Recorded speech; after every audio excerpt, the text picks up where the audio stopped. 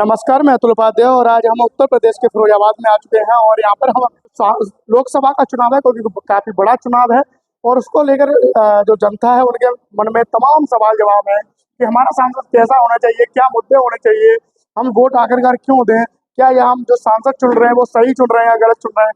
क्योंकि वर्तमान में जो फिरोजाबाद के अंदर सांसद चंद्रविजय सिंह यादव थे, यहाँ पर समाजवादी पार्टी की बात करें तो वहाँ पर अक्षय यादव भी है। क्या नाम है आपका? अजय यादव।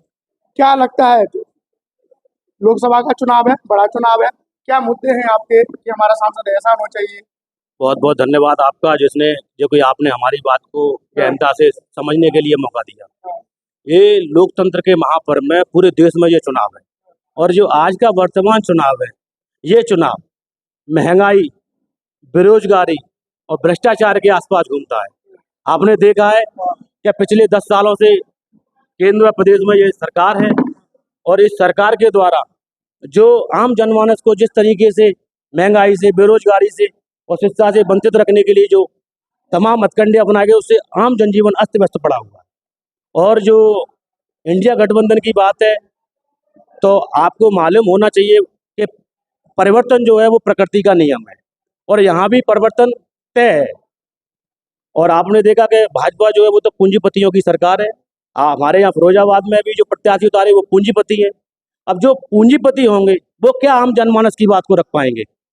हमारा लीडर या नेता जो आम जनमानस और बीच के लोगों की बात को रखता है वही आगे चलकर इस देश पर राज करता है। अच्छा यादव जी बड़े घर से ताल्लुक रखते हैं, ठीक, क्योंकि अखिलेश यादव के चचेरे भाई भी हैं। क्या ये जनता के बीच में पहुंच कर जनता के हितों की मुद्दे उठा पाएंगे? बिल्कुल, आपने सही सवाल किया। आपने कहा कि बड़े परिवार से ताल्लुक रखते हैं। आपने उस परिवार को देखा कि उस परिवार की पृष्ठभूमि भी जमीन से जुड़ी हुई थी। इस पार्टी को आगे ले जाने के लिए नेताजी ने कितना संघर्ष किया। उस संघर्ष के बाद देश की जनता ने, प्रदेश की जनता ने इनको अपना समर्थन दिया, इनको सत्ताएं दी। सत्ता के बाद आज भी वो पुनः जनता के बीच में जाकर के जनता के हितों के लिए आज भी तैयार है। और मेरा तो मानना यह है कि आप देखना इस फिरोजाबाद का चुनाव ऐतिहासिक मोड़ पर जा रहा है। यहाँ पर हमारे इंडिया गठबंधन के प्रत्याशी अक्षय यादव जी बड़े रिकॉर्ड मतों से जीतेंगे जो कि आने वाले दिनों पर पूरे देश को दिखेगा। गठबंधन हो चुका है कांग्रेस और सपा का, समाजवादी पार्टी का, क्या ये लंबे समय तक टिक पाएगा या फिर पार्टी तक ही रह जाएगा? ये हाईकमान का मामला है, बड़े नेताओं के बीच की बात है। हम लोग छोटे नेता हैं। जहाँ तक हाईकमान का जो मामला होता है गठबंधन, तो हम अपना पूरा धर्म निभाएंगे और उसी धर्म के नाते आपने देखा कि हम भी कार्यालय पर हैं, जनता से संपर्क कर रहे हैं बराबर। और जहाँ तक है ये जीत इतिहास बदलेगी, मेरा तो ये मानना है। और बहुत बहुत धन्यवाद आपका। सबसे पहले तो मैं आपको बहुत बहुत शुभकामनाएं देता हूं क्योंकि आपके चैनल के माध्यम से ही देश देखेगा मुझे और जन समस्याओं पर भी बोलूंगा। क्योंकि इससे पहले 2014 में यूपीए की सरकार थी। यूपीए की सरकार में आम जनमानस की जो सुविधाएं थी, जैसे मोबाइल का एक रिचार्ज का कूपन 5 रुपए से 10 रुपए का आता था, उन्हें कंपनियों से मिलकर 300 रुपए का कर दिया। 175 रुपए की सीमेंट की बोरी आती थी जो आज 500 रुपए की आ रही है। जनमानस अपने मकान नहीं बनवा पा रहा है। 70 रुपए का पेट्रोल 105 रुपए का बिका। 80 रुपए का कड़ुआ तेल 180 रुपए किलो बिका। आटा, दाल, चीनी, चावल और अतिरिक्त एक इससे और बात है कि एक सांसद की 2014 में सैलरी 50,000 रुपए हुआ करती थी, जिसे इन्होंने बढ़ाकर 1,20,000 रुपए कर दी। ये अतिरिक्त जनता पर बोझ कर रहा है। महंगाई को काबू में किया जाए। और चुनाव की बात है तो अक्षय यादव यहाँ से 2 लाख वोटों से चुनाव जीते। जनता के लिए सबसे पहले प्रथम मुद्दा ये होगा कि आज कोई सुनने वाला नहीं है। जनता परेशान है, अपनी समस्याएं कहे किससे, इसलिए जनमानस को पूर्ण रूप से मालूम है कि ये लोग जनता के बीच में रहने वाले व्यक्ति हैं और कहीं ज्यादा दूर के भी नहीं है। ये फिरोजाबाद में 3 MLA हैं समाजवादी पार्टी के, वो भी जनता की जन समस्याओं पर सुनकर और निस्तारण करा रहे हैं। इसी आधार पर सांसद जी भी फिरोजाबाद में आकर बस गए हैं। बालाजी मंदिर के सामने इनका निवास है, ये यहीं रहेंगे, यहीं से नेतृत्व करेंगे और जनता के पूर्ण रूप से काम यहीं से करेंगे। जैसे आज गली गली में, मोहल्ले में सांसद जी घूम रहे हैं, बाइक पर रैली कर रहे हैं, ना की गाड़ी का उपयोग भी नहीं कर रहे हैं, क्या ये लोकसभा चुनाव के बाद भी ऐसे ही घूमेंगे? ये आप देख सकते हो जब पर्व आता है तो बड़ा हर्षोल्लास होता है, तो उस पर्व में ही ये चुनाव अपनी भूमिका निभा रहा है। सांसद जी जो जनता के बीच बगैर गाड़ियों से जा रहे हैं, यही तो अपनापन है। ये अपनापन होता है कि अपनों के बीच जाना। उन्होंने चुनाव से पहले भी जहाँ कहीं गमी है या हर्षोल्लास का पर्व है वहाँ बराबर निरंतर जाते रहे, तो उसका हमें चुनाव में भी फायदा होगा, देखने को मिलेगा। ये जहाँ जा रहे हैं तो जनता वर्तमान सरकार से बहुत दुखी है।